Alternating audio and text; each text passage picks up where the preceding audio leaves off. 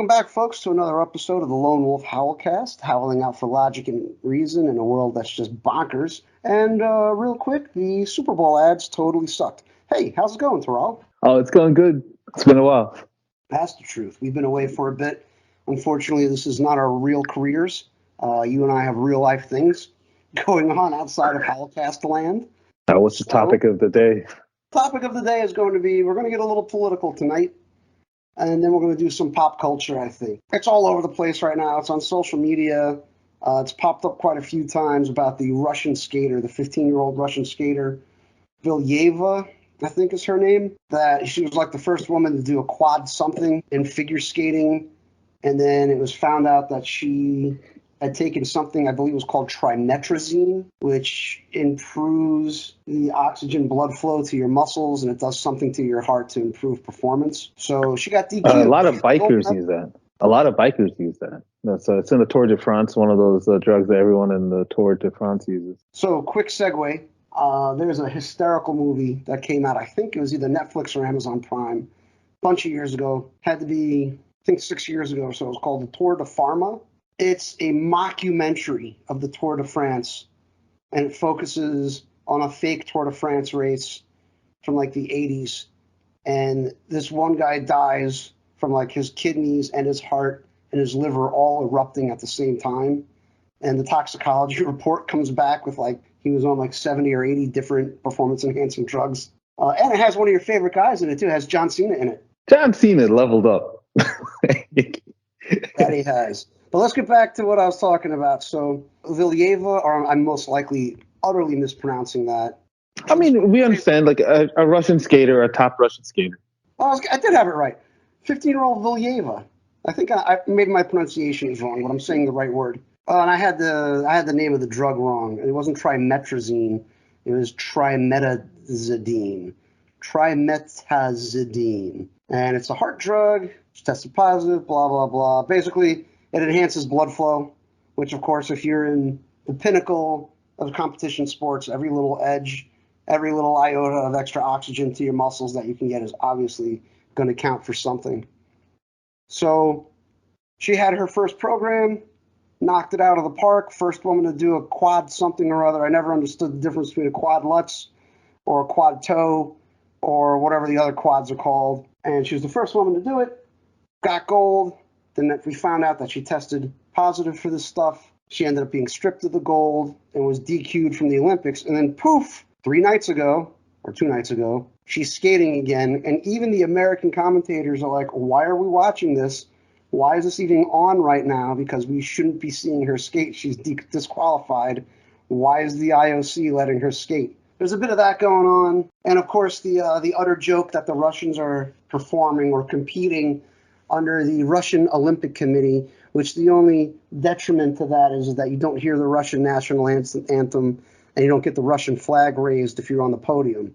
Big deal. You still get to compete. You still get to, the chance to take medals away from other countries. So I strongly feel that Russia, since Russia got booted from the air quotes here, folks. You can't see it because no video, air quotes, that Russia got booted 4 years ago from the Olympics. That, as much as it would suck. It was 4 years ago, yeah. The actual athletes, Russians should not be allowed in the Olympics. Constant doping scandals. It's not like it's the individual athlete. They're part of the larger machine that is Russia, Well, they also, like, on video are seen just being abusive to these little girls, like, constantly. And I hate the Olympics. I mean, I'm not the best person to be. I thought you loved the. I know you don't. I know you don't like the Olympics. Yeah. I can't even say it with a straight face. I know you hate the Olympics. I know your point of view on it is that it's so commercialized now that it should just be canceled. It's just corrupt. It's a plaything for authoritarian governments to use. It ruins every city it's been in. The last time a city came out ahead, I think it was Atlanta, but barely. And the last time it was actually like successful at launching a city into the global space was Barcelona. The only city that makes money consistently is LA, but it just literally ruins everything it touches. So the only people who want to have the Olympics are people who don't have to answer to voters. and it's just the IOC is so corrupt. It's just abusive. It's abusive to the athletes. It's abusive to the cities. It's abusive to everything. I kind of look at people who are into Olympics kind of like with a side eye because I'm like, yeah, I'm like, at this point, like, what are you watching?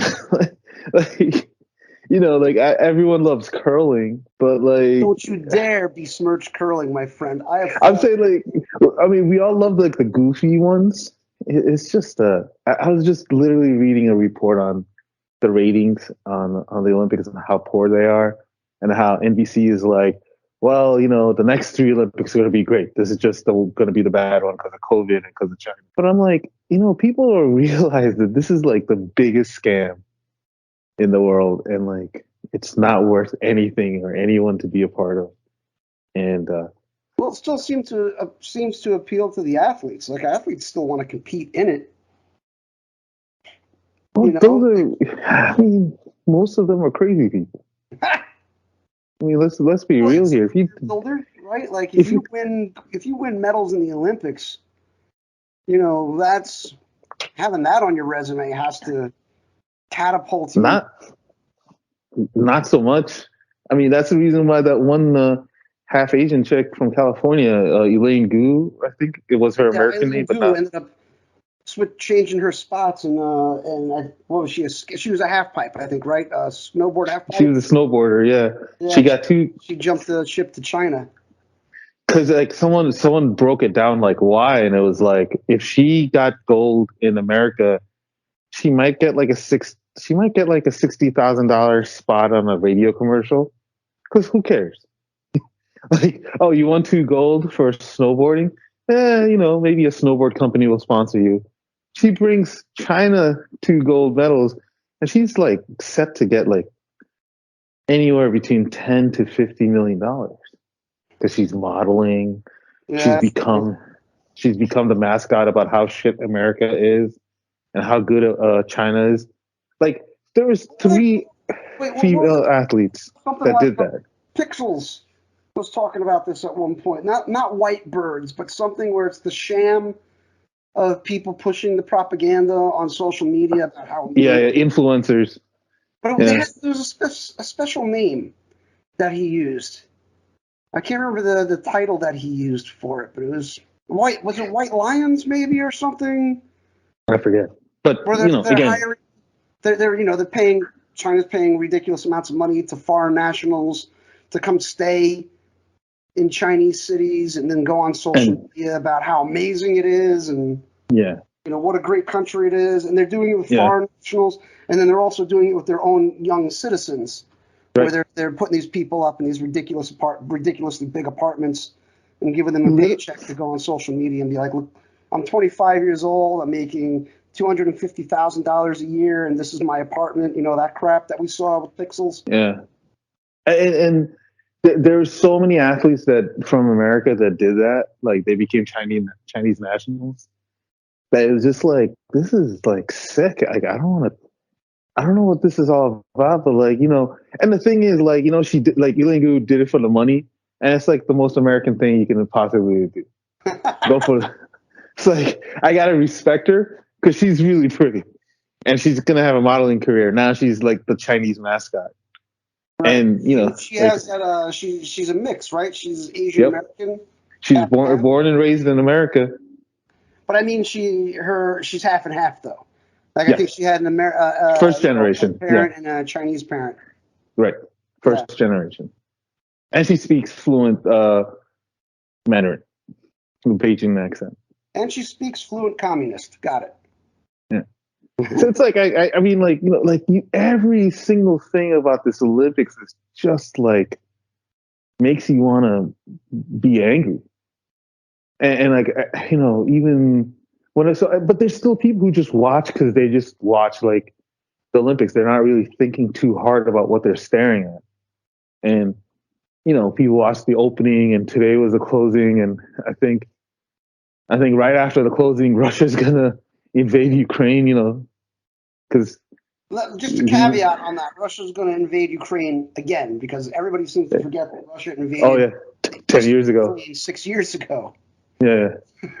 Yeah, it's And like annexed it, by the way, and NATO, nobody did jack to stop it. no one's gonna do jack shit to stop it this time either. Well, I'm So hoping one way or another that it resolves because maybe this is petty of me, but home heating oil is over 360 a gallon, and gas is like 359 right now. it's that's also the case, yeah. I Joe mean, Biden, open up those oil reserves. I'm trying to sound like Reagan, and I'm paraphrasing, Mr. oh, the Gorbachev, street. tear down that wall, but I'm sucking at Well, it. the thing is, it's the strategic. I mean, you know what I do for work, so I can say this with confidence. There's no point of opening the strategic oil reserves because there's no change in demand. There's no change in demand, no change in supply. Well, there's a massive change in supply, isn't there, right now? Because No, no, so it's just people um, price gouging on yeah. something. I mean, it's supply chain too, but mostly, yeah, like it's just price gouging. It's nothing.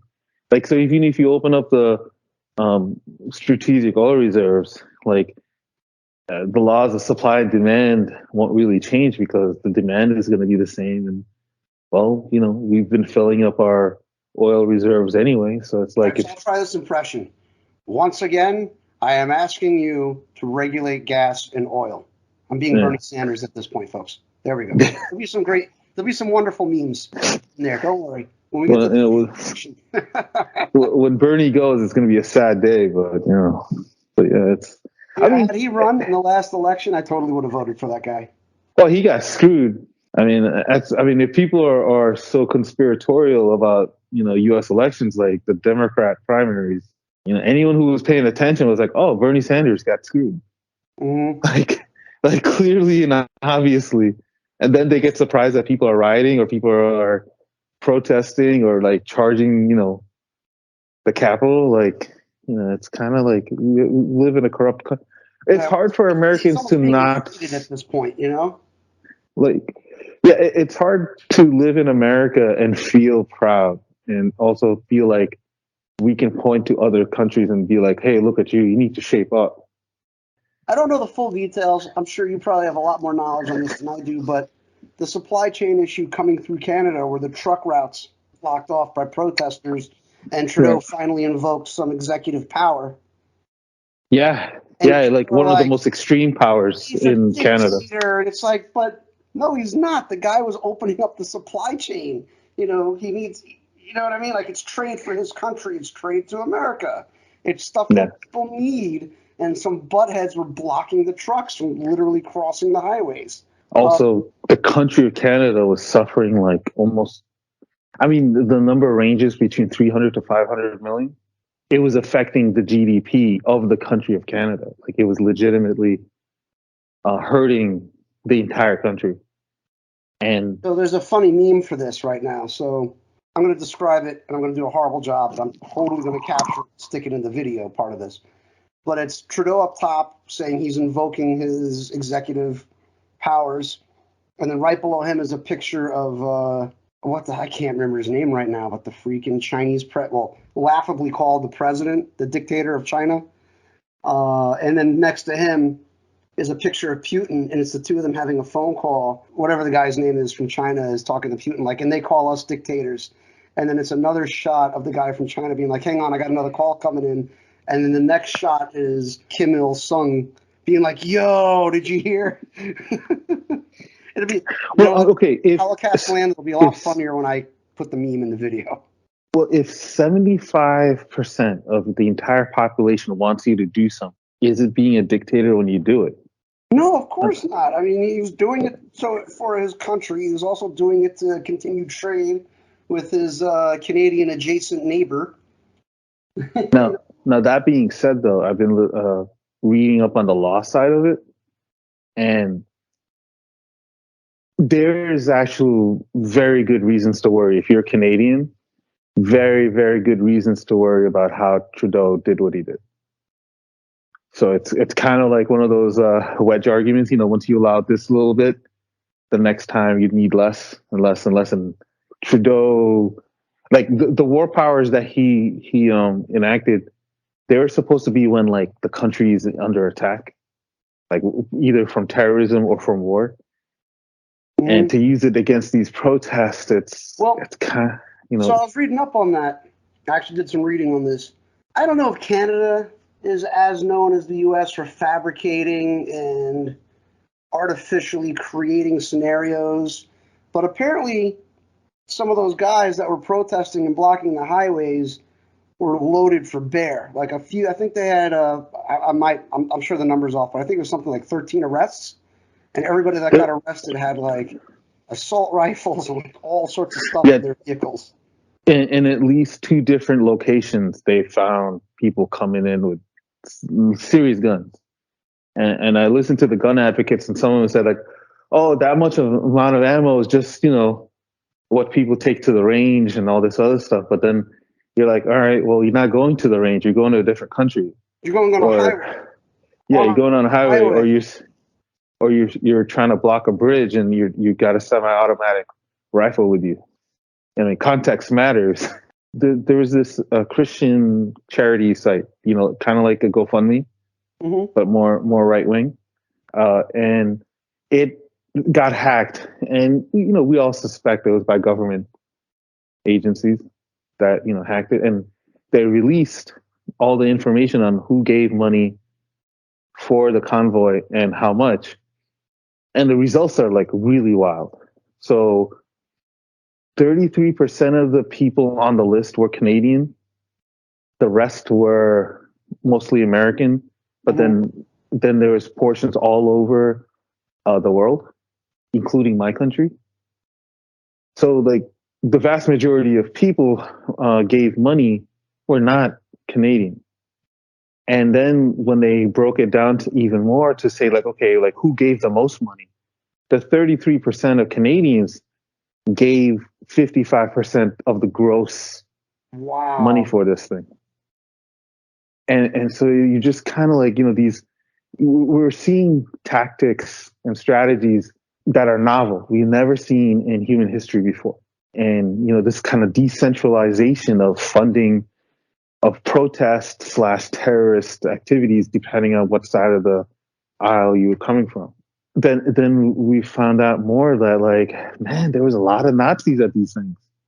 There's a lot of MAGA people. There's a lot of Trump people.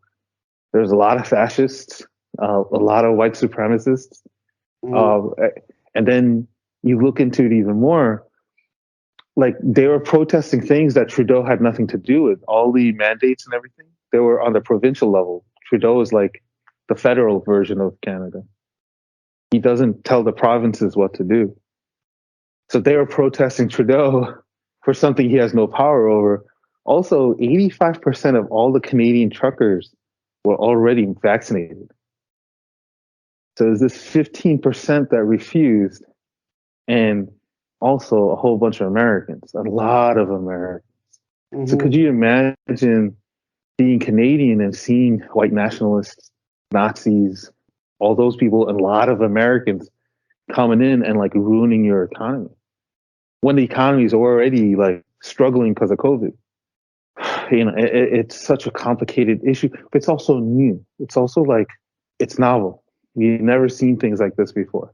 I just worry, again, I'm anti these people. They don't represent Canada.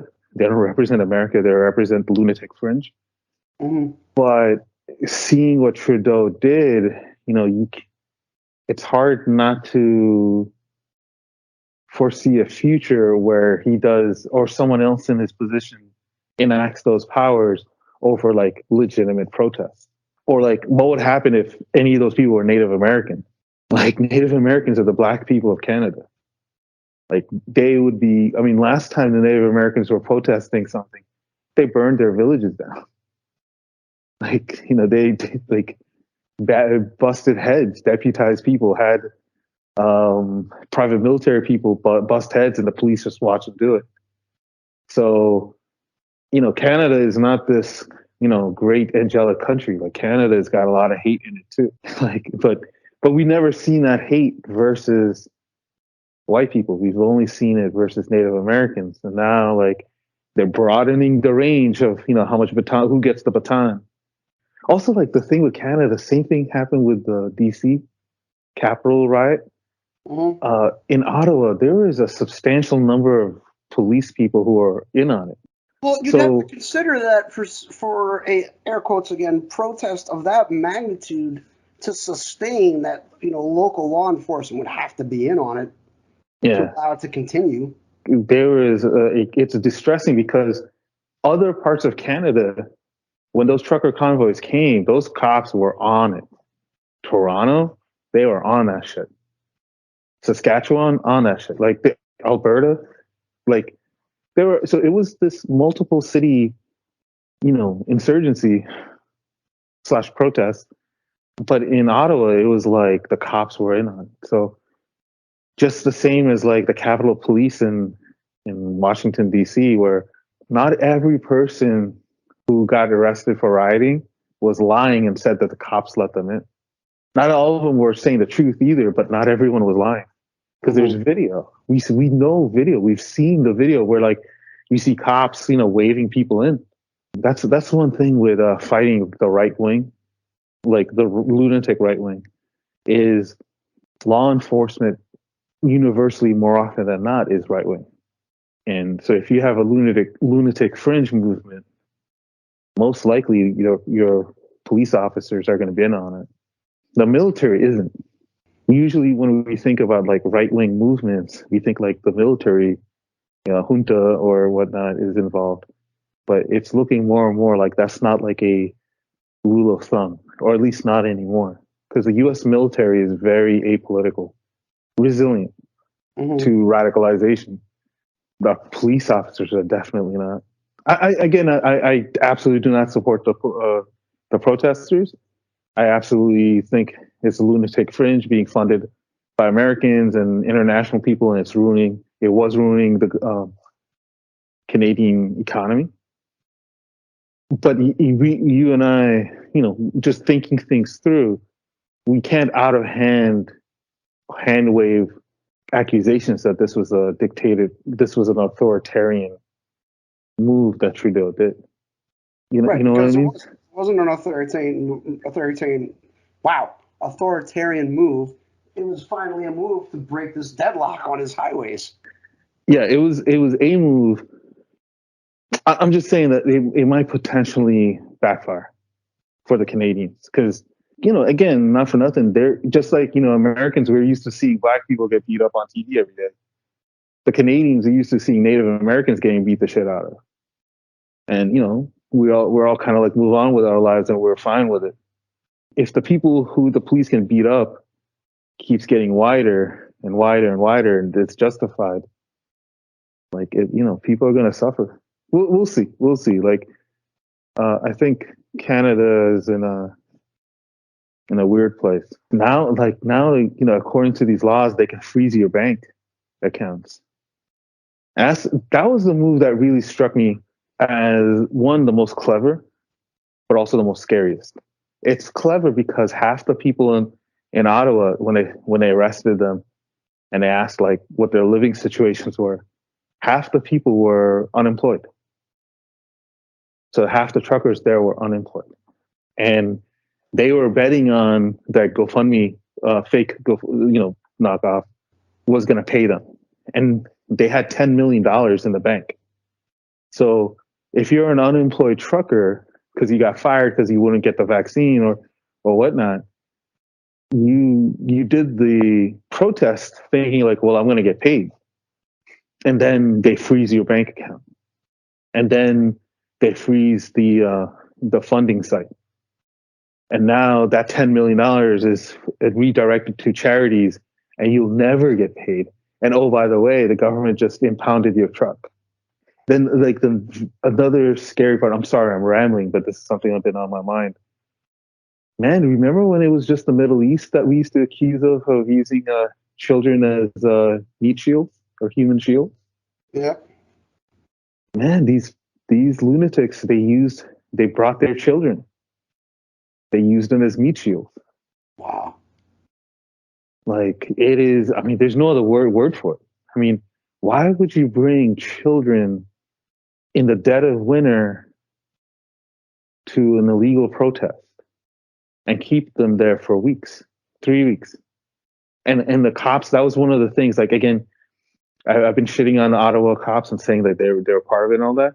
But on the fair side, they also didn't want to do anything because they were like, look at all these children. What do you think is going to happen to these kids if they see their parents get beat up and arrested? They're going to be radicalized for life.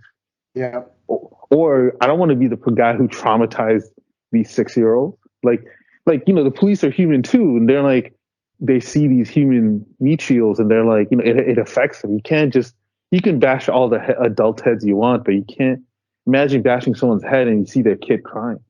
Yeah. So we're going to start seeing, I think that's going to be something that's going to keep happening. You're going to see human meat shields happening all the time because it works. It keeps the cops away. Like, Well, don't say that too loud because then the two domestic terrorist organizations in the U.S. will figure it out and they'll start doing that. You know what, man? The Americans are having a moment because based on Department of Homeland Security, the number of domestic terrorist organizations is climbing again.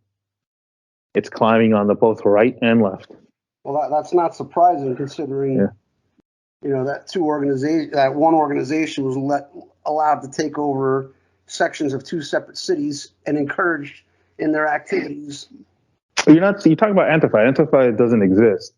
The actual like leftist organizations that are inching their way real quick into actual like military threats, they're not Antifa. They're others.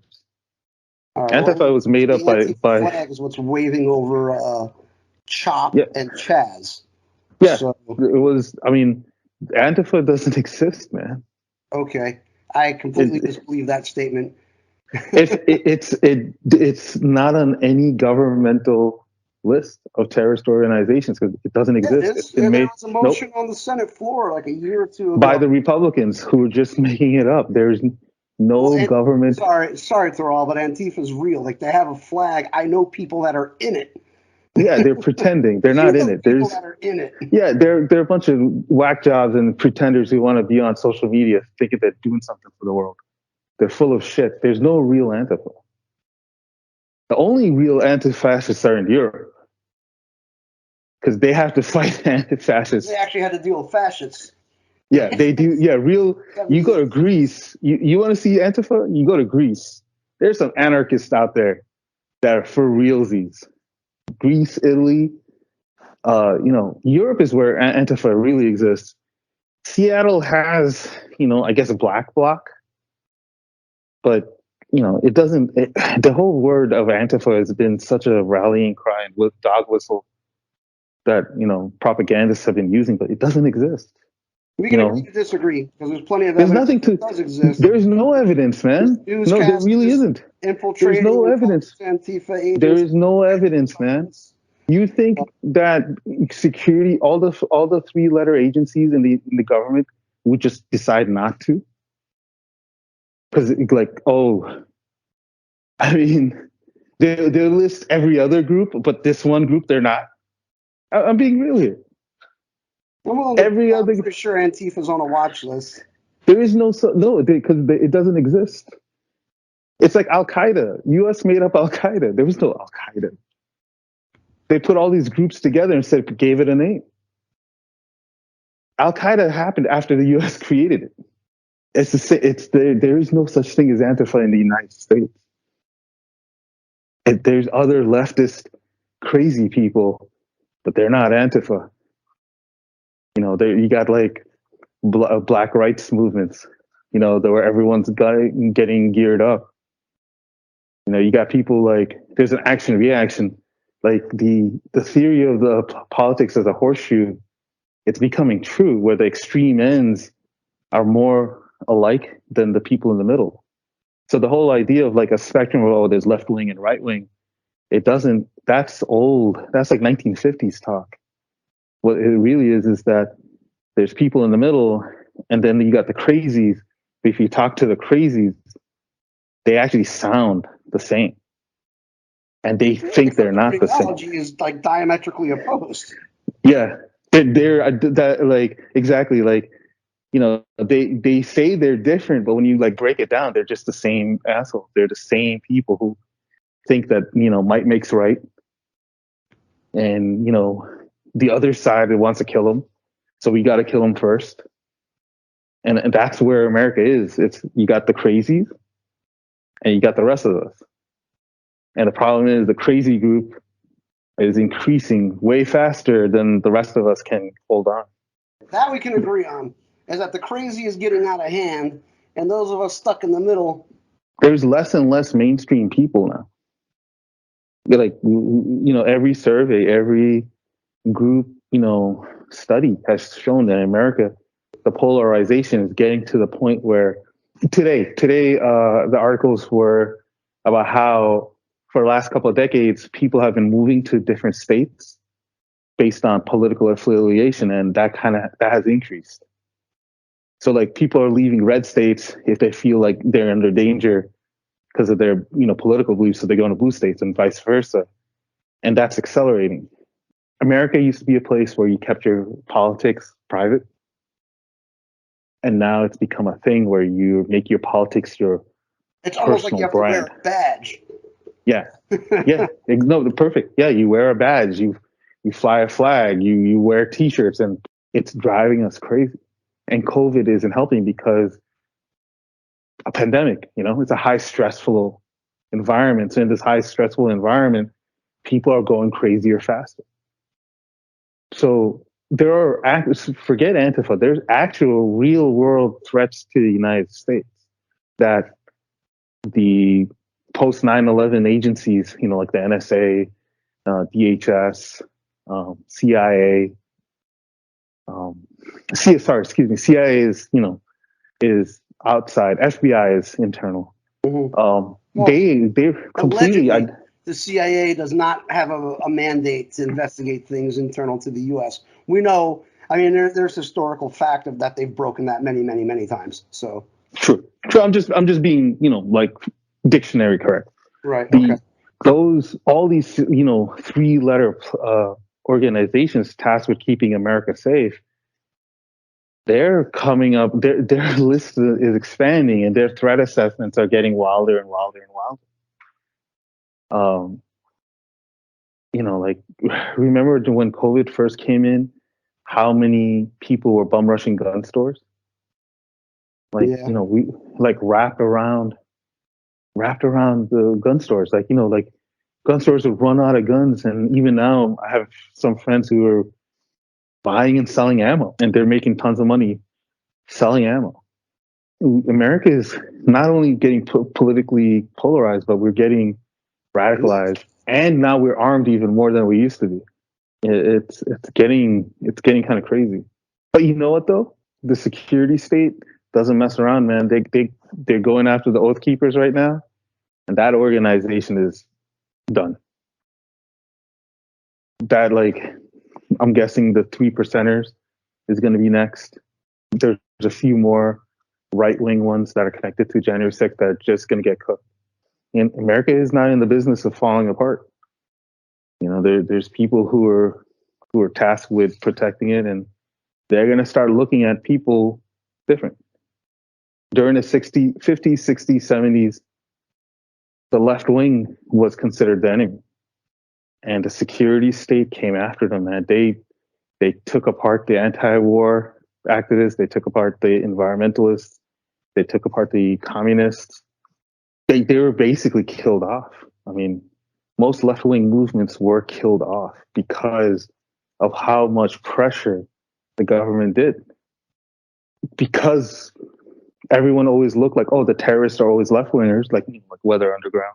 Because everyone always had got into a habit of thinking the radicals and the dissenters will come from the left, they let all these right-wing lunatics run around unstopped and for years.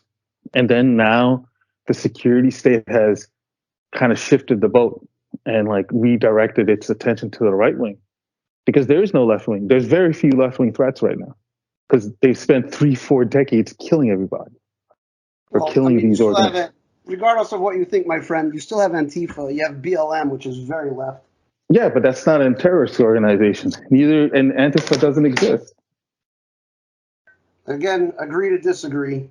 There's nothing to. It's not a I mean, the fact matter of FBI has opinion. recognized Antifa as a real threat. No, it didn't, because there is no Look at it Antifa. right now. Yeah, go for it. Look it up right now. FBI director calls Antifa a real thing. And then I'm Where? not going to bother reading the entire article and bore the hell out of our 45 What's the listeners now, maybe 46 listeners now. what's the source on that? The Hill? Nah, TheHill.com. that's actually a good one. I gotta look that one up. So suck it, Trebek. Yeah. Antifa's Now, real. BLM is more or less known for terrorist action. And especially, and this is wait a minute, something which I year saw was the this? guy, Which I year saw a was guy get this? raked over the coals for this online. But No, what? BLM Which hired year a was this? former convicted domestic terrorist bomber to head up their financial wing. So that's cool. Which year was that article from The Hill? It is 9/17/2020. 9/17/2020. So I'm thinking, the FBI director at 2020. What was going on in 2020? That was the beginning of the pandemic, right? That was already into it. The pandemic That was, started January, February 2020. so So it that was was already 7-8 well months into. in. So what would make the FBI director say there was an Antifa in late 2020? That's a Well, anyway, really. I'm starting to go down a rabbit hole. There's a couple other things I want to talk about tonight. Yeah, I'm sorry, but that's a really. I don't want to disrespect you by turning on my laptop and googling this, because this is a mystery. What I can would? edit out the clicks later. Yeah, I'm just thinking, like, what would make the FBI director say that Antifa was real in late 2020? That's a very strange thing. Okay, yeah. On to the next topic. All right. So as I said earlier, folks, we're going to get a little political tonight. Our talk about the Russian skater and Russian political sway with the Olympics. And then we're going to get into some pop culture. So Tiral and I finished off the Book of Boba Fett. Pretty disappointing until they turned it into The Mandalorian featuring Boba Fett.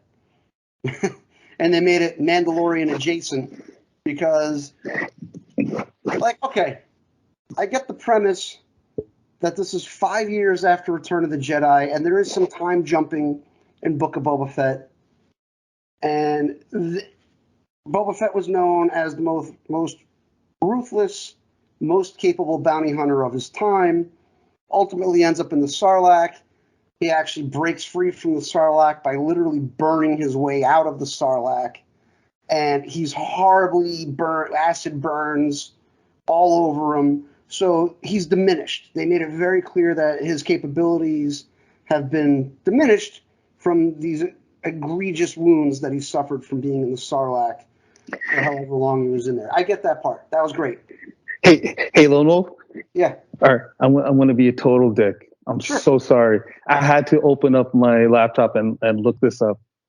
The article from The Hill that you're referring to was a misquoting of a speech that the FBI did on September 17, 2020, where he was specifically telling the Senate that the Antifa is an ideology, not an organization.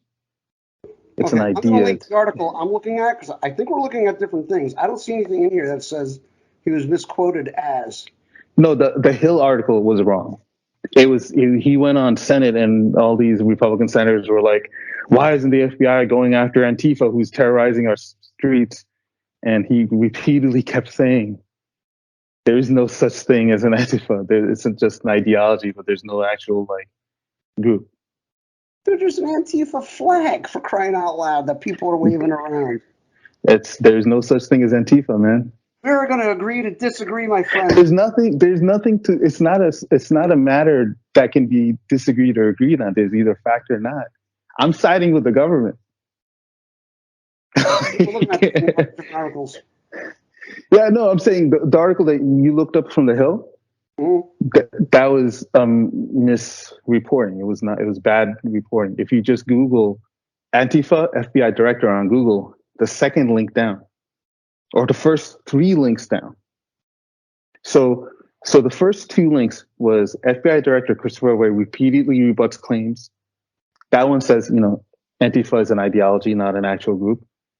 AP News is a second link. FBI director says Antifa is an ideology, not an organization. The third link is where things get jumbled up, and that's what the Hill kind of went down the road, because the director said Antifa is not fictional, but it's not an organization, and that kind of that's where things got jumbled up.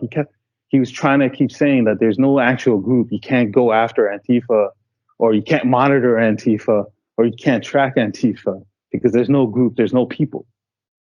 But it is like an idea. They're really good at hiding their hierarchy, I guess.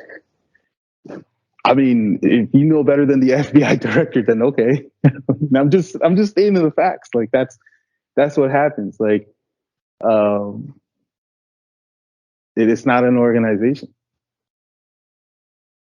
Okay. Once again, agreeing to disagree. Anyway, Book of Boba Fett. Okay. So, as I was saying, they make it very believable as to why he is diminished and not the pinnacle badass that he used to be because of the wounds he suffered in the Sarlacc. But he turns into like this soft teddy bear. Like the ruthlessness and the weight of the gun is no longer there. And he's trying to do everything through broken diplomacy. And really the whole series, or the season 1, is a series of Boba Fett failing upwards because the crime bosses above him were utterly incompetent as well. Like his attempts at democracy, he tried spoiler alert. He attempts to democratize the crime in Mos Espa by creating a council of crime bosses and having votes instead of everybody being out for themselves, etc. And it just falls, well, that's a cool idea. It falls flat on its face.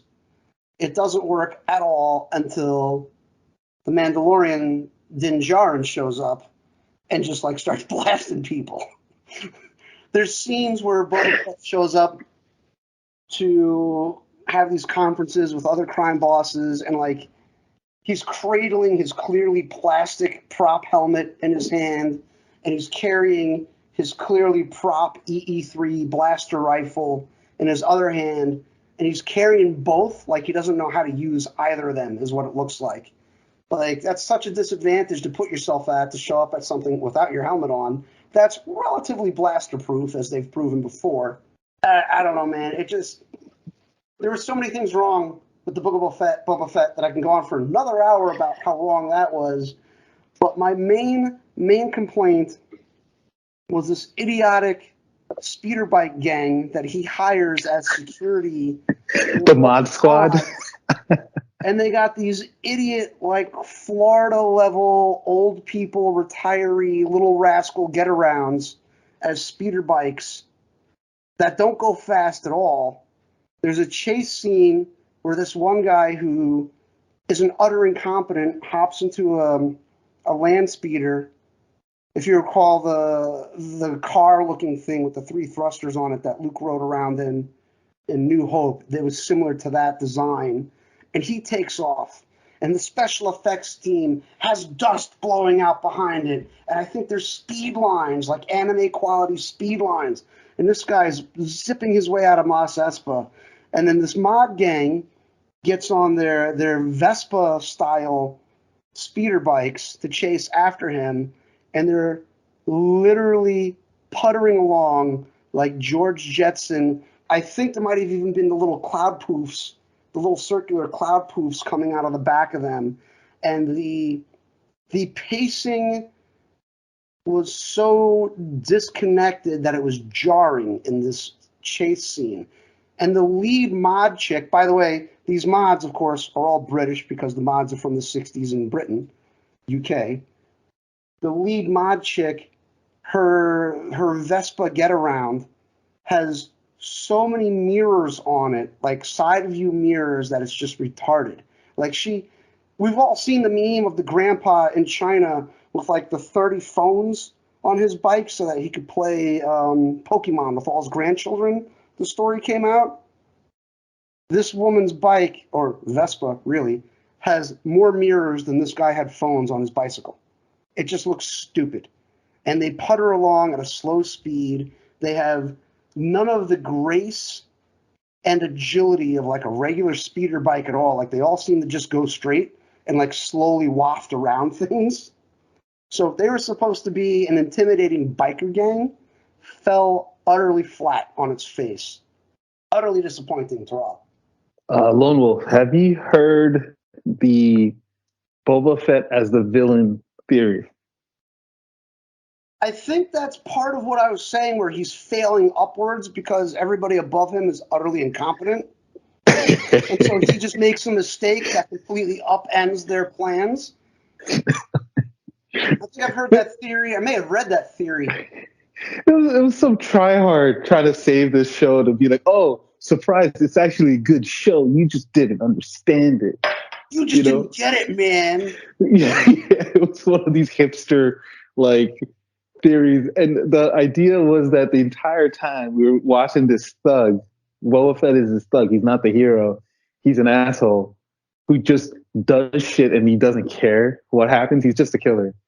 And like he's really good at killing. So like when he puts his mind into something, like he causes crazy damage.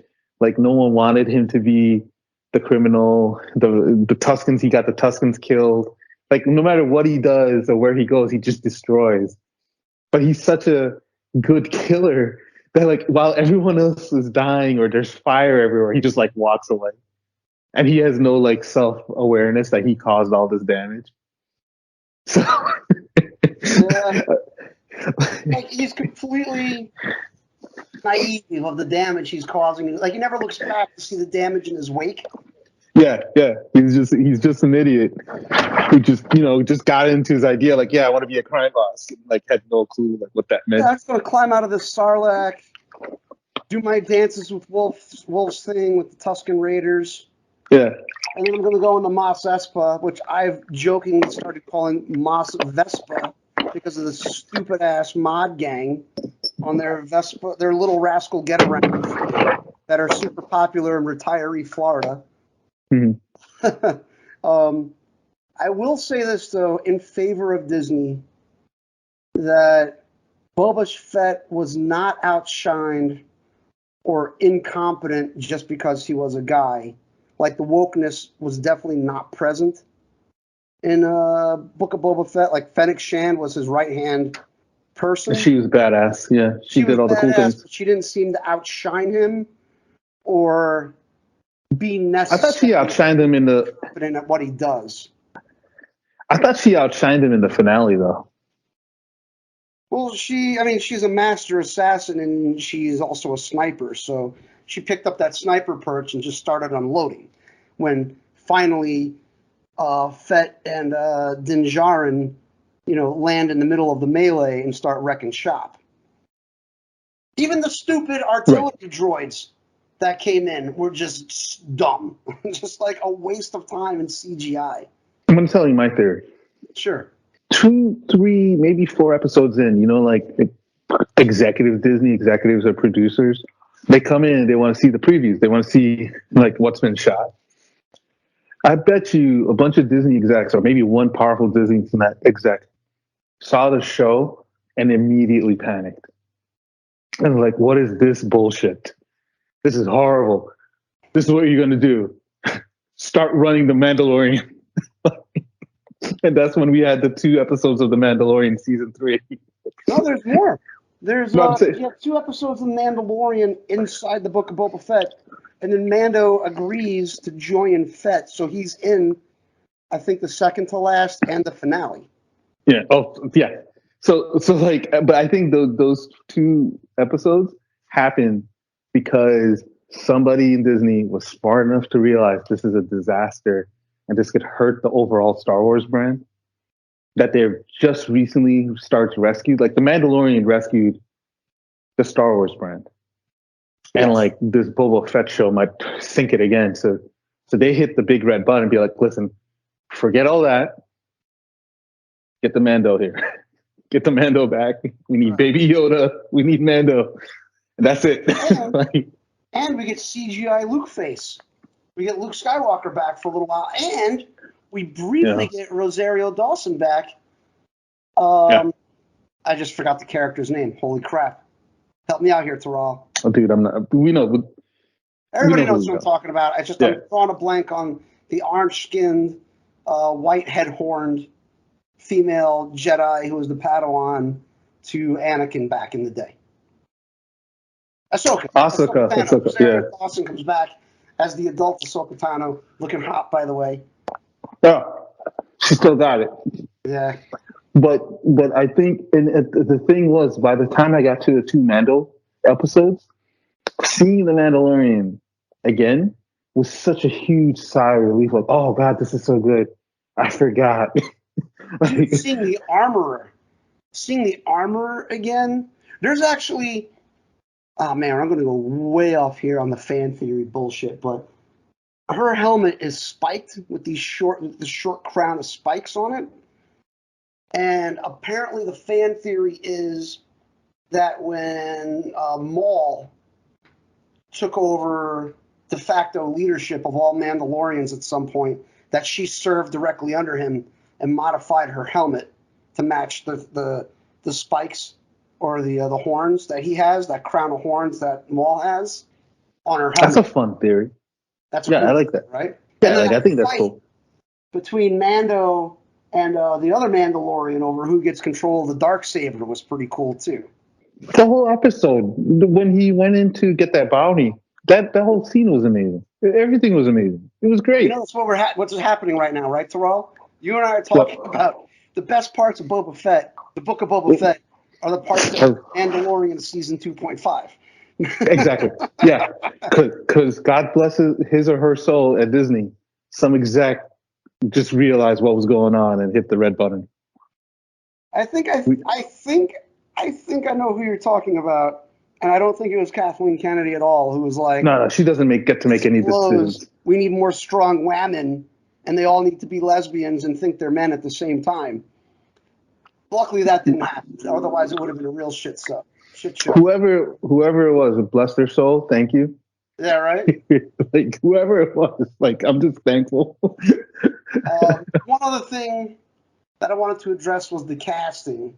So we know from the Clone Wars, the utter garbage prequels, that Jango Fett, his genetics were used to make all of the clones, and he keeps one for himself that we end up learning is Boba Fett. Now, young Boba Fett was played by Danny Logan.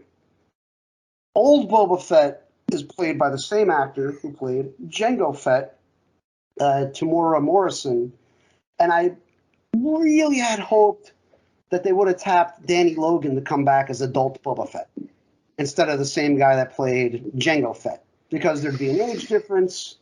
You know, Boba grown up, which would look like Danny Logan grown up instead of Tamura Morrison. So I kind of wish they went that angle.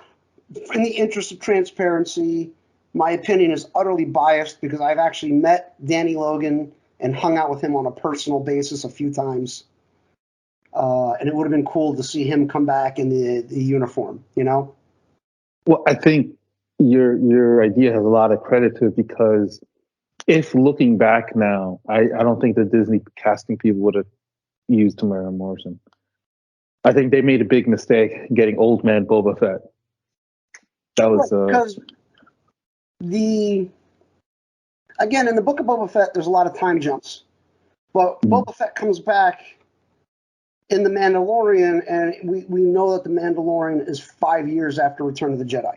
I mean, not just going away from like the actual lore stuff, just in terms of acting, like I think they didn't get the right guy to play Boba Fett. That's the first huge mistake. They should have gotten someone who could do action scenes, who can do stunts, who has that believability. And the guy they had didn't. he was not believable as a badass. Yeah, unfortunately, because I actually like the actor. I like Tamora Morrison. I like the guy, but yeah, he didn't.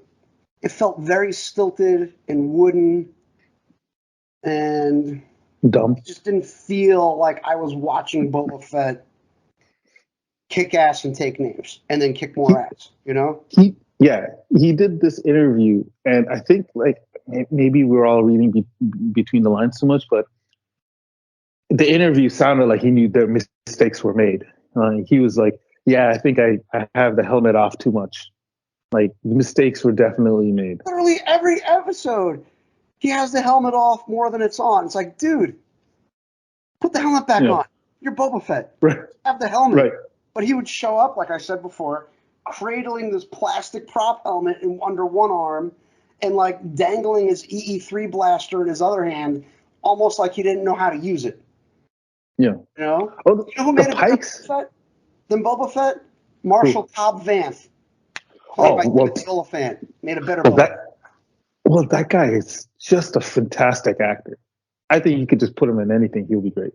I think, and this is pure conjecture here, but I think when they tapped him for the role, he was like, I get to play Deadwood in space? Hell yeah, sign me up. Right, yeah. Justified. He was playing like, I can be justified in space. In space? Yes.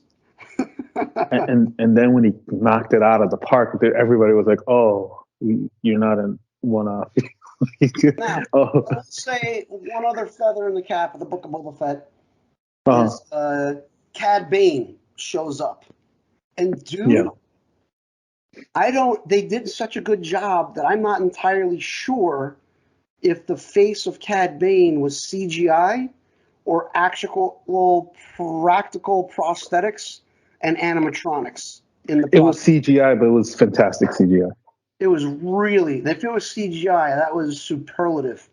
Yeah.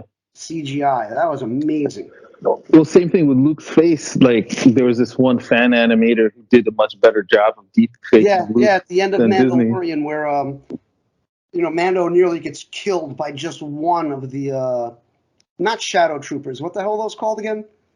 The robot stormtroopers. Something. Dark troopers, right? Dark troopers. Right. Din Djarin nearly gets killed by one, and then we see the old T-65 X-wing show up, and it's Luke, and Luke just starts wrecking shop, and then a fan went back and did even better CGI of Mark Hamill's face over the actor playing younger Luke than what we saw in the post-sequel nonsense. Yeah. And I think I don't know if they used that exact guy, but I know Lucasfilm hired that guy, and maybe hopefully they used him for the Book of Boba Fett episode that included. That's as much as I know. That's exactly what happened. Yeah, because it literally looked like slightly older Mark Hamill from Return of the Jedi. It was so good that people. It was so good that people forgot criticizing the face and start criticizing the voice because they used another machine learning technique of getting voices instead of just hiring Mark Hamill. So Luke's body is being acted by the guy who played the space cop, and the face is a deep fake, and everything looks great. But then when the voice comes out, it sounds very stilted. So maybe next time they'll just pay Mark Hamill. Yeah, I mean, get the voice of Luke Skywalker to be the voice of Luke Skywalker. Yeah, don't use a machine. Yeah, don't. I mean, but it was amazing. I thought the deepfake was fantastic. All right, we're gonna move on to the next one because I'm looking at the timer. Okay. And this is way out of the realm of sci-fi fantasy, but it is fiction. I just watched the entire Jack Reacher first season on Amazon Prime. They nailed it. They nailed it to the point that now I want to go out and get the books. Now I want to start reading those books and adding those to the library. They cast a guy, his name is Alan Richson. He's 6'5" and 250 pounds, and the dude is ripped. So in the books, Jack Reacher is pretty much a giant of a man. So instead of 5'8" Tom Cruise, they got the guy who fits the role. And I don't want to give any spoilers away because it's brand new. I think it just launched last month, like 2 months ago. It didn't even come out in January. I think it came out early February. Early February? Okay. So it's still pretty fresh. So I don't want to give away any spoilers, but I will say. Maybe we talk about it later? No, it's going to be general observations. It's nothing that'll be a spoilers. The acting all around is superb. Like, you feel that these people are real and they exist in this microcosm in which they exist. The acting was great. The pacing was fantastic, that it wasn't all action all the time, and this giant man in the form of Jack Reacher, played by Alan Ritchson, is just wrecking shop all the time. The pacing was great. There's actually a lot of investigative detective work throughout the series to figure out what's going on. And he's definitely not an everyman, though. Like, watching the series, you feel like he might be somewhere on the spectrum because he does not interact with other people well, like, at all. And he speaks his mind very bluntly, regardless of how it's going to affect other people. But it all seems to work. Like, they tied it together well enough that you got this outlier who's 6'5", 250 pounds, who used to be a Master Sergeant MP tracking down AWOL soldiers, and he's got all these detective skills somehow. But he also has like this hyper awareness where like he'll see things that regular police detectives don't see. But he's not Superman either. Like, they don't cast him as a Superman who's just perfect at everything he does either. Like, he's still fallible. And it just comes together so well that it's believable that this is happening. So, strong recommend. If you have Amazon Prime, definitely watch the Jack Reacher series. It is very violent as well. There's also, I would say, minor nudity. Every episode has the TVMA, nudity, but so does Stargate, and Stargate has no nudity. So, by the way, Stargate series coming on Amazon. Is that official? Because there's been rumors and talks about that for the past 3 years that I've been following. Is that official, Tiral? Don't break my heart right now, Tiral. There was money either for a movie or for a series, and the movie got canceled. Because I know Michael Shanks, who played Daniel Jackson, got spoken to about coming back. I know Amanda Tapping. She actually did a podcast. She should have done our podcast, right, Tiral? But she did a podcast about coming back, that she was spoken to about by one of the producers about coming back to play, I think she's Colonel Samantha Carter now, or at least that's how the series left off. That would be insane. I'd love to see Christopher Judge back as Teal'c. Who hasn't aged. Huh? Yeah, like, he hasn't aged. Right, he has not aged. Michael Shanks still looks great. I don't know if they've spoken to MacGyver, Dean Anderson yet, or they have. He's not. He's happy and fat right now. Yeah, that dude did pack it on. Or if they're going to bring back Ben Browder, Colonel Mitchell. He had a bit part in one of the Guardians of the Atlantis movies, I think, right? But he wasn't in Atlantis. That was the character name was Colonel Shepard. Played by Browder. Browder was part of the Alien. Browder was on Farscape. He was John Crichton, same actor. Love that show. I never understood why or how, but both Ben Browder and Claudia Black from Farscape, once that series ended, came over to Stargate like almost instantly. And they had that chemistry, man. Talks for that. They had that chemistry on screen where you're like, oh my God. I thought they were in real life. Yeah. Chemistry. Yeah, exactly. But the story goes that there's been a big rivalry between Roland Emmerich and the series creator of the TV shows. And eventually the financiers were like, listen, We can't make a movie that's a sequel to something that's like 20 something years old, but a TV series, we could get behind, especially since The Expanse is ending. Yeah, season 6 is it for The Expanse. I'm misting. I got something in my eye, Tiral. I really also the pitch for the TV series for Stargate is a really good one, and it's clever. It's like, what if the Stargate project went public? Like people sussed it out. Like, how do you deal with a world where the entire world knows about Stargates now? How do you protect the world but also deal with it at the same time? I thought that was really like a cool idea. Well, that's cool because that's pretty much how the original series ends off. Is like world governments will learn about the Stargate program, and a lot of people are pushing, we need to go public with this. Mm-hmm. But they never do. Spoiler alert, but it also ended 20 years ago, so whatever. Yeah. No, I mean, I'm just saying, like, the idea is great. I think that was probably between the movie being really old and the idea for the series being really good. I'm very optimistic.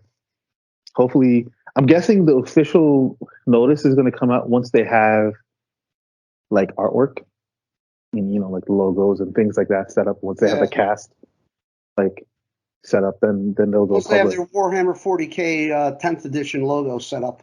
All right, on that note, I think we're at that point, my friend, because now we're going way off tangent here.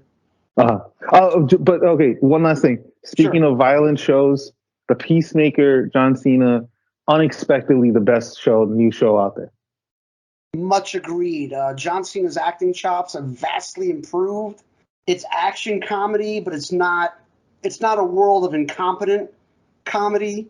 Like James Gunn. Let's take like South Park or The Simpsons, where the entire world is grossly incompetent, and that's why everybody survives because nobody's smart enough to like outthink anybody else.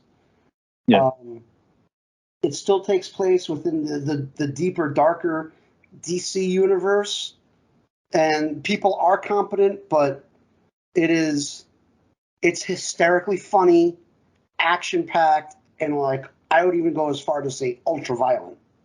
Oh no, it's for sure ultra violent. But if there's any new show you watch this one first.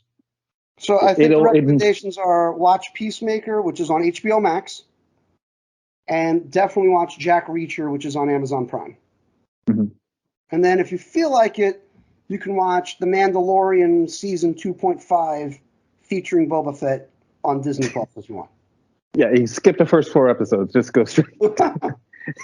Actually, episode 1, where he climbs out of the Sarlacc pit, is pretty damn cool. I don't know, man. When you see the Mandalorian episodes, you realize, oh, I've been watching shit this whole time. Huh.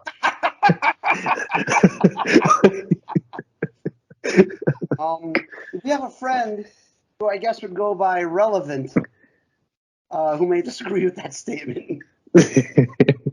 Well, he's an ultra fanboy, so. Yeah, please continue the conversation in the comments and like and subscribe. We've threatened it before. We'll threaten it again. Otherwise, there'll be more 40K talk than you can possibly deal with. And we promise to be more regular. We'll get on top of our shit and we can't make that promise because we have real life commitments beyond the podcast that we have to contend with. Once a month. But we'll try. We'll try really hard. How about we'll try really hard? Yes. Okay. Have a good one.